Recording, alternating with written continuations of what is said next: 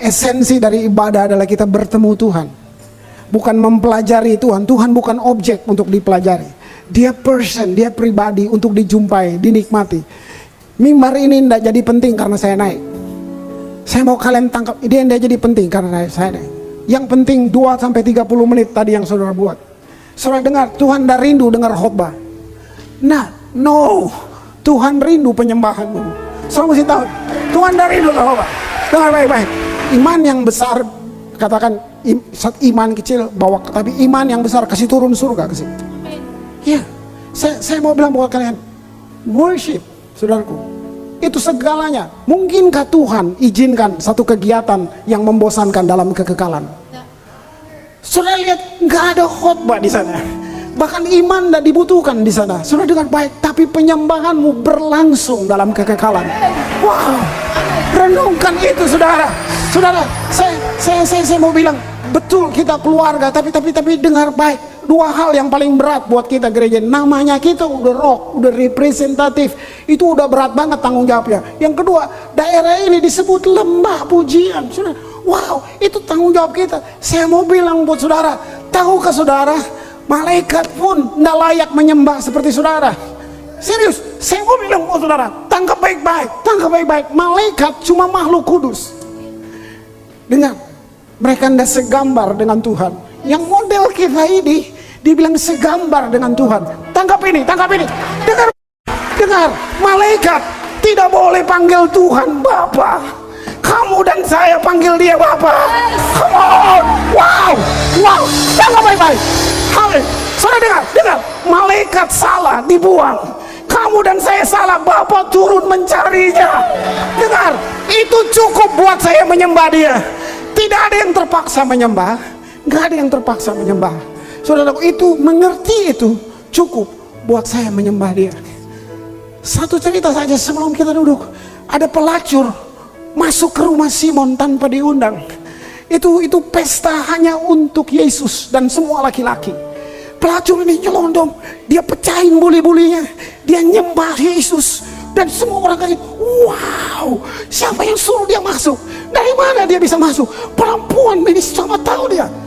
Murid-murid diskus. Petrus nanya sama Andreas, kamu tahu dia pelacur? Andreas bilang, kok lu tahu?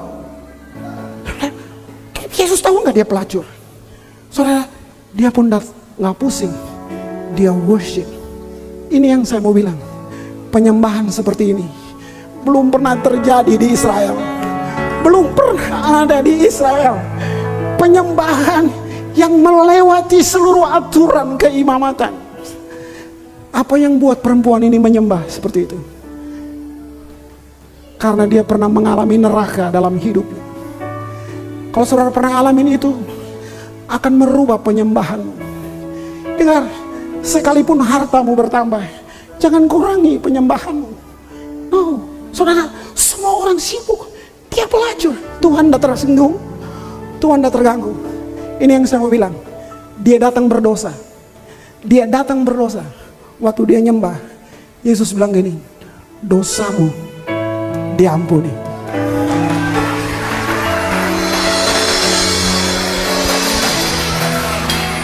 Dimuliakan,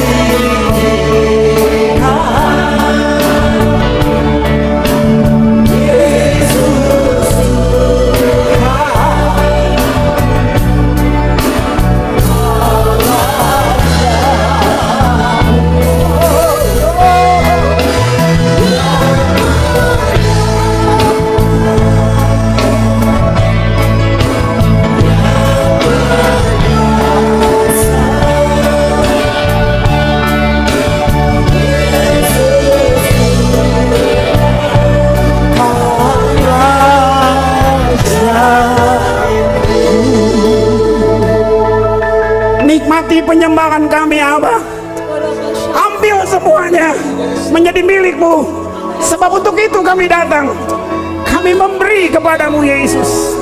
Terima kasih Tuhan. Terima kasih. Nikmati penyembahan anak-anakku dari Bali. Tuhan Yesus. Terima Tuhan. Yes Lord. Ambil Tuhan. Ambil semuanya.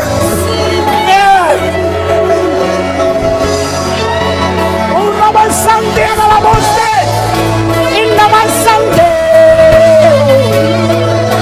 inna la voce, inna voce, inna la voce andante.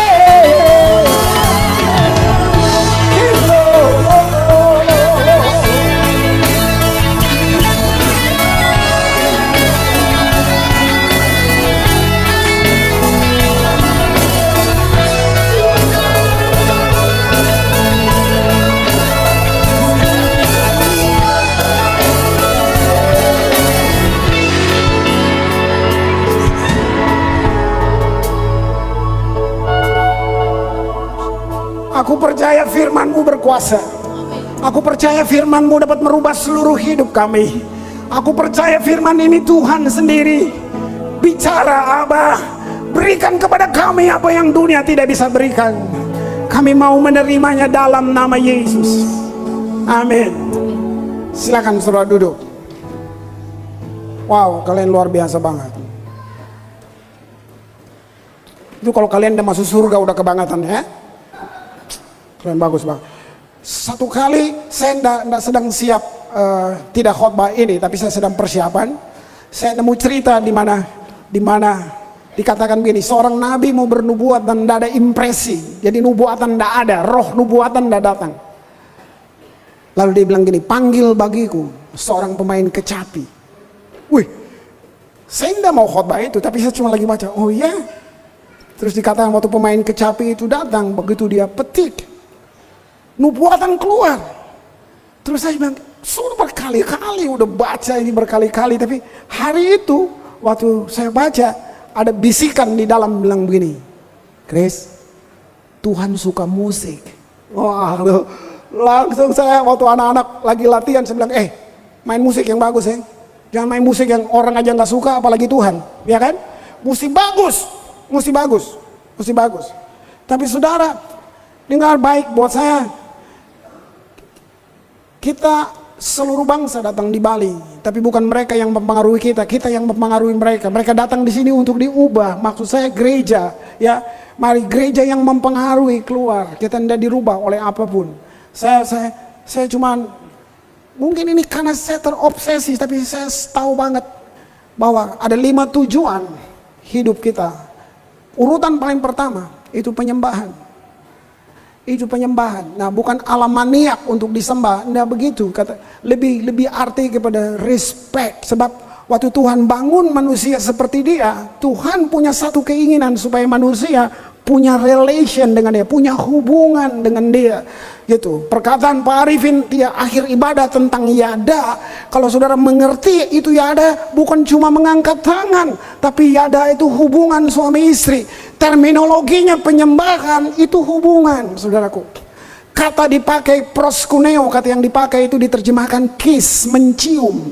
Nah, saya mau tanya saudara, waktu saudara dicium itu alasannya apa? Waktu kamu mencium orang itu alasannya apa? Jarak atau hubungan? Kalian lihat itu? Apa yang buat saya bisa dicium seseorang dan mencium seseorang? Alasannya hubungan, bukan jarak. Apa kita mau keluar dan cium satpam semua di depan? Nggak mungkin kan, saudara. Jadi mencium itu hubungan. Nah, di sini saya mau kasih tahu bahwa penyembahan hanya terjadi kalau kamu punya hubungan dengan dia. Nah, sebab itu saya sangat menikmati mereka tadi karena mereka nggak paksa saudara menyembah. Mereka cuma menyembah aja. Saya menikmati mereka karena memang itu yang benar. Nggak usah tiru gereja lain. Jangan. Penyembahan tidak bisa dipaksa, nggak boleh. Itu sangat personal, sangat pribadi penyembahan.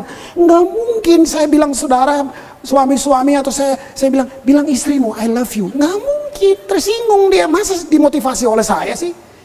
Nah, kebanyakan ibadah di gereja, kita paksa orang menyembah, kita suruh orang menyembah. Itu sama seperti tadi. Nah, Tuhan tidak suka dipaksa dipaksa menyembah. Nggak ada orang terpaksa masuk surga, nggak ada. Saudara memilih sehingga saudara ada di situ. Nah, penyembahan itu hubungan banget. Itulah salah satu atribut yang Tuhan kasih waktu nafasnya dihembuskan, adalah supaya manusia membangun hubungan dengan Dia. Kalau pikir ini cukup buat saya mengerti, saya punya alasan menyembah Dia. Nah itu saudaraku. Wow, saya punya alasan menyembah Dia. Kita baca dulu firman Tuhan ya. Kayaknya kalau nggak baca ayat nggak rohani gitu kan. Efesus 1, Efesus pasal yang pertama, ayat yang keempat. Entah saudara mengagumi siapa, buat saya nggak ada filosofi siapapun di dunia punya ungkapan seperti ini. Ini juga bukan ungkapannya Paulus. Tuhan cuma pinjam tubuhnya, tapi inilah suara Tuhan lewat Paulus. Lihat, ini udah paling ajaib kalau saudara mau coba mengerti. Sebab di dalam Allah, sebab di dalam Dia, Allah telah memilih kita sebelum dunia dijadikan. Bisakah kamu ngerti itu? Wow. Supaya kita kudus dan tak bercacat di hadapannya. Cuman satu ayat ini, saudara lihat itu, Dia pilih kita sebelum dunia dijadikan. Hari ini, kalau nggak ada seorang manusia pun di bumi ini yang pernah menunjukkan kasih, penghargaan buat saudara dengan cara yang paling kecil sekalipun, ayat ini menghilangkan semua penolakan itu. Hanya dengan kamu ketahui, Tuhan udah pilih saya sebelum dunia dijadikan. Mengerti ini, saya cuma lihat Tuhan sudah pilih saya. Saya bisa buktiin bahwa saya nggak malu cerita masa lalu, karena saya nggak hidup seperti itu lagi. Cuman saya buktiin bahwa setelah lewat 30 tahun saya berjalan, saya ketemu teman-teman saya yang 40 tahun lebih. Baru saya lihat perbedaannya. Baru saya lihat perbedaan, dan saya suka menangis secara diam bahwa wow, tempat kita jadi berbeda. Yang 30-40 tahun lalu saya cuman gembel anak di jalanan yang naik becak aja udah mewah buat saya kan. Mereka udah naik mobil, udah naik Vespa, yang bagi saya itu kayak mustahil. Nah hari ini mereka minder lihat saya. Itu saya cuma pengen nangis aja. Saya pengen nangis aja. Satu kali Pak Arifin tahu momennya, tapi cerita ini momennya itu saya dan Pak Arifin di Bandung. Waktu itu belum zaman gereja. Kita di Gelora Saparua Pak. Gitu. Waktu itu Ferry Hombing, kegerakan Bandung yang luar biasa. Kita Om Damaris, semua seperti itu. Nah salah satu pembicara setelah Pak Arifin, saya bicara di situ.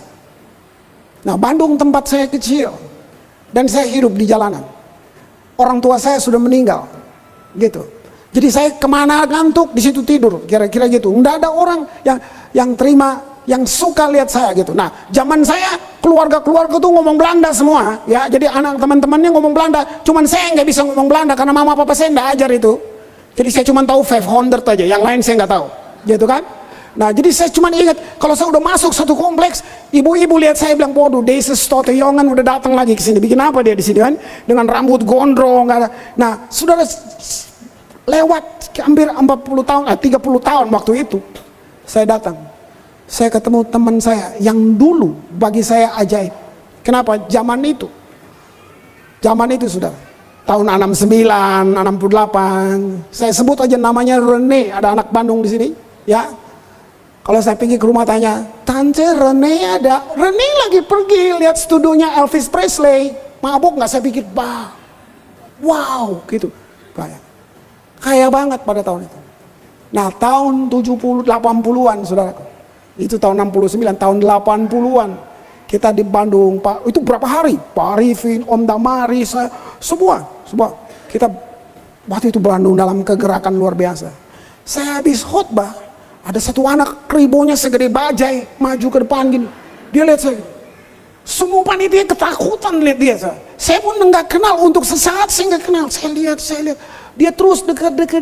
Begitu saya dekat dia, saya ingat, Reni, Udah hitam saudaraku, ini bekas coreng-coreng di sini. Dia datang gini, tapi ngomong masih Belanda kan. Dia lihat ini, Chris, je moet beden voor mij.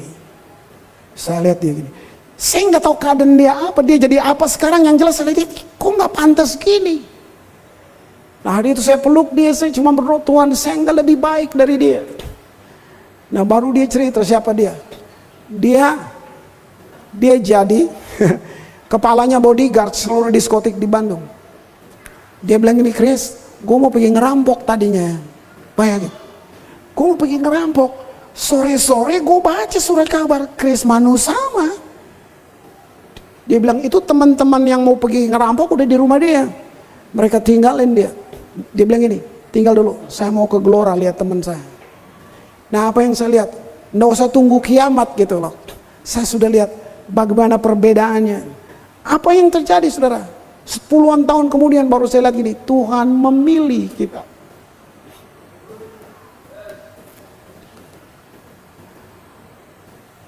Kadang di Sahid hotel, saya habis khotbah, satu anak maju nangis, udah tua sih nangis. Setelah saya dekat, teman saya dulu juga, dia lihat saya sambil nangis, bilang, Chris, setahu gue lu nggak sekolah kan? Iya. Aduh, nangis terus pergi. Thank you ya Chris, kata gitu. Saya cuma lihat ada perbedaan. Kalau Tuhan mau pakai kamu, Tuhan tidak butuh latar belakangmu, riwayat hidupmu. Tuhan tidak perlu itu. Tuhan tidak butuh itu. Tuhan tidak butuh itu. Nah, itu semua itu membangkitkan saya untuk satu. Dia layak untuk disembah. Dia layak. Saya punya alasan untuk itu, saudara. Bayangin, kalau nggak ada orang yang mengasihi, kamu udah telat mau bunuh diri dengan ngerti ayat ini, bahwa Tuhan telah memilih kamu sebelum dunia dijadikan. Itu ayat ini dibagi dua. Yang atas bagian A itu tentang Tuhan memilih kamu sebelum dunia dijadikan. Yang kedua itu bicara akibat dari kamu dipilih. Setelah kamu dipilih, Tuhan mau apa? Di situ bilang supaya, dibayangin, supaya kita kudus dan tak bercacat di hadapannya. Nah, dalam puluhan tahun melayani, saya mengerti berusaha kudus, frustrasi. Kamu sudah naik di menara doa, turun 5 menit kemudian dunia bisa gelap. Kamu coba kudus dengan caramu, frustrasi. Frustrasi. Di Bali kita akan lihat perbedaan yang luar biasa. Kalau orang Kristen mau bikin kudus jadi standar, kamu nggak ada apa-apanya sama orang Bali. Bicara kudus, wow, mereka bicara standar ya. Bicara kalau itu standar, kamu nggak bisa. Yang tahun lalu kesini saya naik taksi dari airport. Begitu turun, supir taksi yang bilang ini, Bapak mau kemana? Saya ke Lembah Pujian. Oh, Bapak pendeta? Ya. Pak, agama saya lebih baik di seluruh dunia ini. Kaget saya. Wow, hebat banget nih supir taksi. Oh ya, agama saya yang paling baik Pak. Pendeta saya itu kerjanya cuma doa jadi pura katanya. Saya mulai diem nih. Wah hebat nih orang. Dia cuma berdoa Pak. Dia nggak mikir dari mana penghidupannya. Ada semua Pak. Kita kasih beras, kita kasih uang, anaknya sekolah. Cuma berdoa saja dia buat umat Pak. Maksudnya mau kemana nih? Nggak ada Pak pendeta bisnis. Mati gua dengar itu. Saudara, nah jadi berarti dia mulai menonton. Dia mulai lihat yang lain Pak. Agama saya cuma satu ajarannya, berbuat baik saja katanya. Ayo. Orang Kristen selalu tawarkan Yesus sebagai tiket ke sorga. Seakan-akan cuma itu yang Yesus punya. Mereka juga bisa bilang gini, saya juga punya tiket ke sorga. Saudara mau bantah-bantahan dengan mereka? Kita adu argumentasi. Padahal, makanya saya bilang, kalau saudara ngerti to be rock, wow saudara, itu ada ribuan alasan lain kita ikut Yesus. Dengar, waktu dia bilang, akulah jalan, kebenaran dan hidup. Dengar saya simpulkan, keselamatan itu eksklusif. Saya ulangi, keselamatan sangat eksklusif. Waktu Yesus bilang gini, akulah jalan. Artinya, semua jalan lain ditutup bos. Cuman dia. Oke? Orang bilang banyak jalan menuju Roma. Ya, ke surga cuma satu bos. Nggak ada banyak. Nggak banyak. Sangat eksklusif. Waktu dia bilang gini, akulah kebenaran. Kamu mau sodorin konsep kebenaran apapun, udah ditutup. Dia ambil semuanya. Kamu mau cari juru selamat lain dengan tahu ini? Akulah hidup. Hidup seperti apa yang mau kamu tampilkan sebagai model? Dia sudah ambil semuanya. Kamu lihat, eksklusif, sangat eksklusif. Saudara, mari, budaya sebelum Kristus. Saudara baca sejarah, menurut kamu dunia kayak apa sebelum Kristus? Anak kandungmu boleh kamu bakar untuk dewa. Itu budaya? Itu budaya? Saudara tahu, Romawi separuh populasinya itu budak. Itu yang kamu bilang hebat. Pembunuh dibilang olahraga, gladiator. Itu hebat. Saudara bayangin, Nero bikin pesta di taman, orang Kristen dibakar jadi obor hidup-hidup. Ih, bagus ya apinya. Saudara lihat, itu budaya. Saudara lihat, bayangin. Yesus hadir di zaman seperti itu. Yesus hadir di zaman seperti itu. Waktu anak-anak boleh dibakar, boleh dibunuh sesukanya, Yesus bilang begini, jangan larang mereka datang kepadaku, sebab mereka yang punya sorga nggak bikin apa-apa, punya sorga. Saudara tahu derajat orang diangkat. Orang-orang belum pernah dengar kata-kata seperti itu di zaman model itu. Kamu bisa baca berapa banyak, berapa ratus juta orang dibunuh Mao Zedong. Orang yang katanya paling intelektual, Jerman, Hitler, berapa banyak dia bunuh orang. Saudara bisa lihat, semua budaya dirubah dari gereja. Semua. Gereja mempengaruhi semuanya. Gereja pengaruhi apa aja. Gereja merubah semuanya. Satu kali orang datang ke sini dan lihat saudara menyembah. Mereka cuma bilang gini, wow, this is the singing church. Ini luar biasa. Kamu mesti menyembah sampai pengkhotbah takut naik ke atas. Kamu mesti menyembah kayak gitu. Kamu mesti menyembah sampai dia mau naik, dia ketakutan. Tadi gue kurang persiapan nih. Yes. Wow, saudaraku. Poin yang kedua, supaya kamu kudus. Nah, ini poinnya gini. Saya baru ngerti. Kita tidak akan pernah bisa kudus dan tak bercacat kecuali kamu dipilih. Dipilih sebelum dunia dijadikan, supaya kamu kudus. Kamu tidak akan pernah bisa kudus dan cacat selain kamu dipilih. Selain kamu dipilih. Nanti kita konkretkan itu. Pertama saya cuma mau gini. Bisakah saudara menyadari sungguh-sungguh betapa istimewanya jadi orang dipilih? Sangat istimewa. Jadi orang yang dipilih, yang diinginkan, yang dihargai. Sebelum kita bilang Tuhan menghargai atau milih kita, lihat ini. Waktu kamu kecil, kamu dipilih dari keluarga untuk mewakili atas nama keluarga. Kamu bangga banget. Menyanyilah, baca puisi lah, masih kecil. Waktu kamu di sekolah, kamu dipilih dari kelas kamu, dari semua orang. Kamu dipilih mewakili dia. Sampai mewakili sekolah, sampai kamu mewakili bangsa. Kamu tahu istimewa?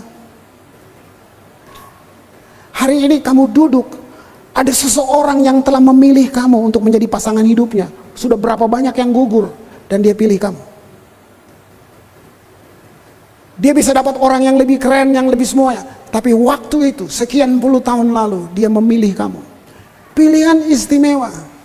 Hari ini tahukah kamu, Raja semesta alam telah memilih kamu jauh sebelum dunia dijadikan. Waktu kita sadar ini, kamu nggak terpaksa menyembah. Nah, poinnya kita tidak bisa menyembah karena kita tidak punya hubungan dengan dia. Nah, jadi penyembahan terjadi kalau kamu punya hubungan dengan dia. Bangun hubungan. Makanya waktu penyembahan, saudara bisa lihat apa yang kamu bisa rasa. Orang lain tidak rasa. Bedanya, alasannya, jawabannya cuma satu. Kamu punya hubungan, dia tidak. Kamu menangis. Cuma kata-kata yang baru diucapin, dia udah touching kamu dan yes Lord. Kenapa begitu? Karena kamu punya hubungan. Lalu kamu angkat tangan, lalu kamu nangis. Yang di sebelah cuma lihat gini, kok nangis? Nah, dia bukan punya hubungan, dia cuma punya agama. Dia nggak ada hubungan, dia cuma Kristen. Saudara tahu ada dunia Kristen, tapi ada pengajaran Kristen. Dunia Kristen itu di Ambon, Kristen semuanya. Itu dunia Kristen. Tapi geng paling biadab ada di situ. Pembunuh paling dahsyat ada di situ. Itu dunia Kristen, saudaraku. Dunia Kristen tuh orang-orang yang merasa kalau udah jadi anggota gereja pasti ke sorga gitu. Itu saudaraku. Kalau dia udah jadi ketua panitia, dia akan diterima di sorga. Tuhan utang budi sama dia soalnya. Gitu dia berpikir. Saudara gitu. Nah, itu dunia Kristen. Nah, mereka bisa jadi ngaco. Mereka nggak jadi representatif di depan. No. Ajaran Kristen itu pribadi. Pribadi banget. Nggak ada yang lihat, saudara tetap baik.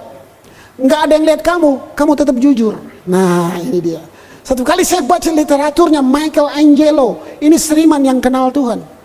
Saudara tahu, dia habisin 50 tahun hidupnya untuk nyusun mosaik-mosaik di Saint Peter, di Vatikan sana.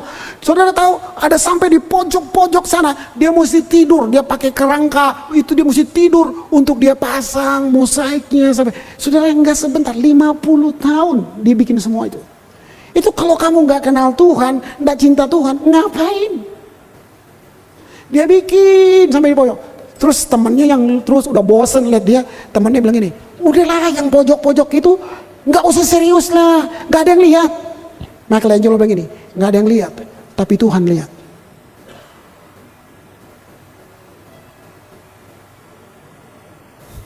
Kalau kamu kenal dia, kamu menyembah dia.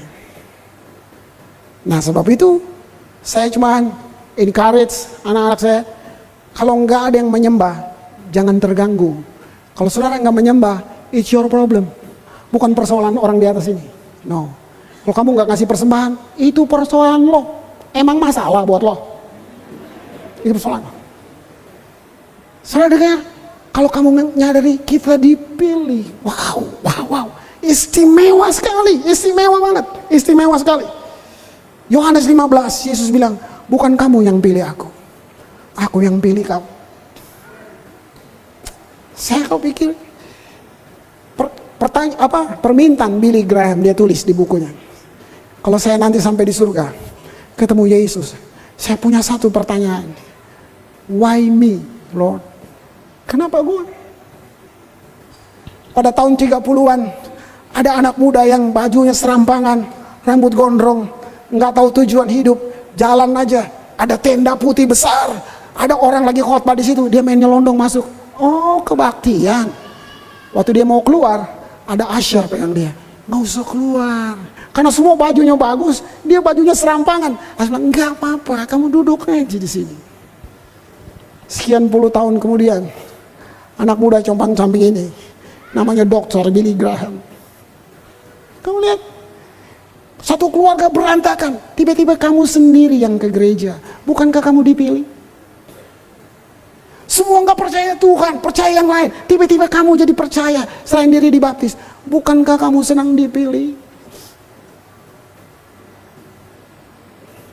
Kemarin istri saya nyusul, saya duluan ke Bali. Dia nyusul, baru sampai dia mau bilang gini, Chris, kamu berhutang menyembah Tuhan. Sudah lagi dengar apa? Kita berhutang menyembah Tuhan. Terus kita ngobrol, kenapa? Tuhan lagi bilang gini buat Musa. Musa, Tuhan lagi cerita buat Musa. Tuhan bawa keluar seluruh Israel. Baru Tuhan bilang buat Musa, ingat Musa, dari mana kamu aku panggil? Kalian budak, saya keluar, saya kasih kamu mana, saya kasih kamu makan daging, saya pelihara kamu. Semua Tuhan lagi kasih ingat buat Musa. Semua, saya buat semua buat kamu. Saya mau kamu datang, menyembah aku. Buatlah tempat kudus bagiku, supaya aku diam bagi mereka. Terus saya ingat, oh iya, semua kamu mesti menyembah dia. Saya coba ajak kamu mundur 20-30 tahun ke belakang. Coba mundur. Coba. Yosi, sebelum kamu ke Australia, sebelum kamu masih semuanya, coba kamu ingat dulu. Siapa kamu? Hari ini, kamu punya alasan menyembah dia, Yos. Coba saudara ingat, kamu dulu kontrakan aja kamu setengah mati. Hari ini kamu punya rumah bagus, kamu ke salon tiap hari, kamu rawat dirimu, kamu beli baju bagus. Coba lihat 30 tahun lalu, dari mana Tuhan ambil kamu? Dengar, kamu harus, kalau orang lain gak menyembah Tuhan, itu urusan mereka, tapi kamu harus menyembah dia.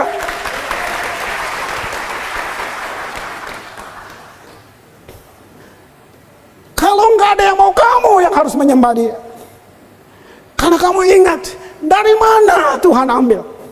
Dari mana? Wow, luar biasa. Bahasa Inggrisnya ada kata yang di bahasa Indonesia nggak ada. Efesus 1 ayat 4. Bahasa Inggrisnya bagus sekali, ya. Ada kata according, ya. Ada kata according. Ini luar biasa. Ya, dibilang begini. Efesus 1 ayat keempat, as he had chosen us in him before the foundation, according as he has chosen us in him before the foundation of the world. According di bahasa Indonesia cuma bilang kita telah dipilih. According itu kata sesuai, disesuaikan. Waktu saya perenungan, kenapa ini beda? Ini yang buat saya bilang, oh, caranya saya jadi kudus, ini dia. Caranya saya bisa hidup berjalan dalam kekudusan, ini dia. Mungkinkah Tuhan minta sesuatu yang dia tahu kamu gak bisa? Kuduslah kamu. Tapi kamu gak bisa. Lalu kamu dihukum. Wah, saya gak ikut Tuhan yang gitu. Saya gak ikut Tuhan yang gitu. Alkitab bilang gini, kita dikuduskan. Kamu gak bisa benar. Kamu dibenarkan. Tapi ada according. Ini satu yang saya pengen contoh ini. Saya minta pemain keyboard yang paling hebat di seluruh dunia. Mari kamu naik sini. Saya sudah baru 2 kali saya lihat kamu, ya. Gitu. 3 kali. 1 kali di Nusa Dua, ya. Gitu. Dia juga suaranya bagus, loh. Saya pakai analogi musik. Cuman untuk saudara tangkap. Menjelaskan according. Sesuai itu begini. Dia penyanyi utama. Saya penyanyi kedua. Supaya saya according dengan saya sesuai dengan dia, saya harus ikut nyanyian yang sama, ritmenya sama, melodinya sama, saya mesti ikuti dengan baik. Waktu saya coba ikut dengan baik, saya masukin suara yang lain, harmoni. Dalam ilmu musik, harmoni paling tinggi. Nggak usah Roh Kudus, saudara. Di Wina Conservatory, orang gila di taman, ada 4 orang main biola, main plus 1 selo, waras dia. Saudara tahu musik punya kekuatan. Nggak usah Yesus. Coba saudara tes, saudara dengar musik, saudara dengar Celine Dion, saudara nonton David Foster. Untuk seketika kamu rasa pindah ke dunia lain. Kebayang nggak kalau kamu pakai Roh Kudus? Jauh sebelum ada konservatori, ribuan tahun, Daud ngerti ini. Waktu Daud petik kecapi, dibilang roh jahat keluar dari Saul. Mari saya bilang buat saudara, bukan itu. Waktu Daud main musik, karena dia punya hubungan, mari dia masuk dalam frekuensi. Frekuensi, itu musik. Dia masuk dalam frekuensi. Begitu dia masuk dalam frekuensi, sorga jawab. Karena kita masuk di frekuensi, sorga jawab. Bus. Manifestasinya, roh jahat keluar. Nah kita orang gereja nggak ngerti itu. Yang kita pikir gini, itu kecapi merek apa tuh? Belinya di mana tuh? Saudara bisa lihat keterbatasan kita. Padahal kesimpulan sederhana, musik yang Daud main punya kuasa. Ini poinnya. Gereja, kamu punya kuasa. Kalau bapak lu dukun, masa lu nyembur-nyembur aja gak bisa? Oke, gampang kan? Nah, bapak kita raja di raja. Bapak lu Tuhan semesta alam. Masa sih jerawat-jerawat aja gak sembuh kalau lu doa? Lu menghina banget sih. Saudara, ini yang terjadi di daerah saya. Kita menyanyi tentang iman, sementara kita tidak hidup di dalamnya. Kita menyanyi tentang kekudusan, sementara kita tidak ada di situ. Itu makanya kita jadi ejekan. Kita tidak sesuai dengan itu. Kita tidak sesuai. Nah, saya ambil analogi ini. Dia akan nyanyi suara pertama, saya pelajari dia, baru saya sesuaikan. Katakan dia Tuhan, jadi dia harus keren nyanyinya, oke? I surrender all. Coba, ya. Sudah.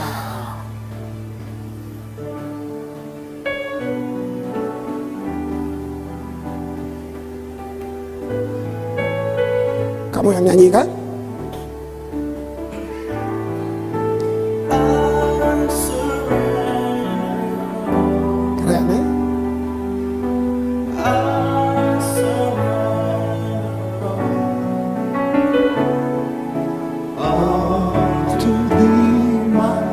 blessed Savior.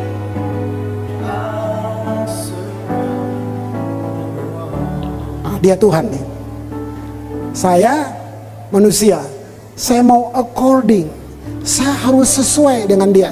Seluruh jalan hidup saya sebelum dunia dijadikan, ditentukan oleh dia. Supaya saya kudus dan tak bercacat, hanya satu, surrender. Ikuti dia, according dengan dia. Nah, maka saya mulai menyesuaikan diri saya dengan dia. Contohnya seperti ini. I surrender all. I surrender all. Oh, to thee, my blessed Savior, I surrender all. Waktu saudara according dengan Tuhan, kamu harmoni, jalan hidupmu bagus banget sama Tuhan. Nah, sekarang saya coba buat melodi sendiri. Saya berontak dari dia. Saya mulai pikir gini. Nah, ini kebanyakan terjadi gini. Setelah kamu sukses, kamu pikir kamu arsitek hidup itu. Kamu pikir kamu yang tahu masa depan. Kamu pikir kamu bisa hidup tanpa Tuhan. Nggak perlu according, nggak perlu sesuai dengan Tuhan, nggak perlu. Nah, kalau itu dengan analogi musik, contohnya seperti dia suara utama dan saya bikin melodi sendiri.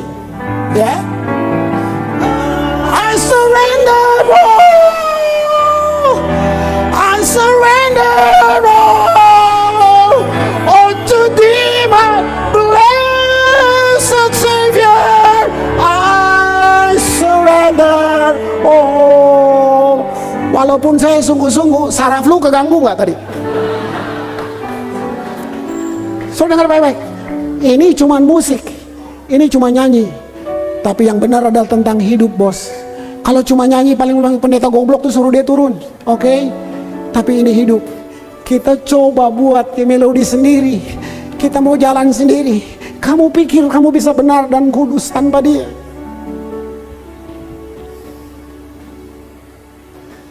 Karena kamu sukses, karena kamu udah sesuatu.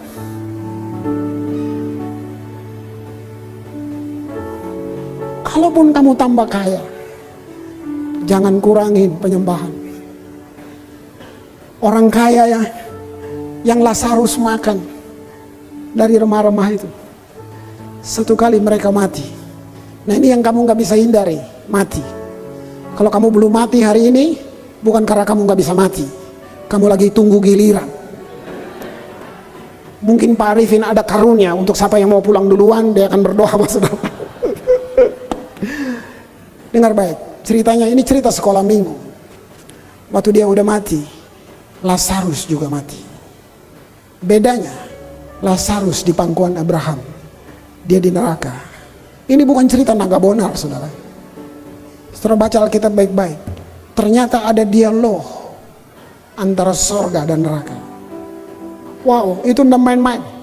Dialognya begini, orang kaya itu menjerit. Dan dilihat Lazarus yang makan dari sisa anjing. Lazarus di sana. Dan dia berteriak, Bapak Abraham, suruh Lazarus celupkan jarinya aja. Nah gini, karena di dunia biasa perintah, udah di neraka masih perintah, suruh Lazarus celupkan jarinya supaya aku dapat setetes air sini. Apa jawaban sorga? Sorga nggak bilang gini, transportasi susah bos, cadangan air terbatas. Nggak begitu. Baca baik-baik. Firman Tuhan bilang begini, jawaban sorga begini, kamu sudah menikmati semuanya di dunia. Satu hal waktu kamu nanti mati dan kamu ada di sana, yang nggak hilang, namanya memori. Dia nggak hilang. Yang paling nggak enak, waktu kamu cuma ingat, dulu gua pernah di Tuhan, dulu gua pernah enak banget ikut Tuhan, tapi udah terlambat berubah.